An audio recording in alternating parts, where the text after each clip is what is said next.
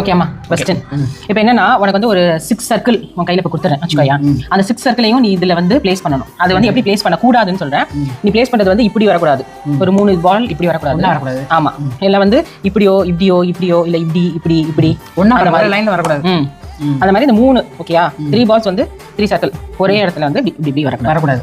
வர்டிகலாவோ ஹரிசாண்டலாவோ டயகனலாவோ எப்படியுமே வரக்கூடாது. ஸோ இப்போ வந்து இந்த 6 சர்க்கிளை நீ இதில் வந்து பிளேஸ் பண்ணணும். ட்ரை பண்ணு.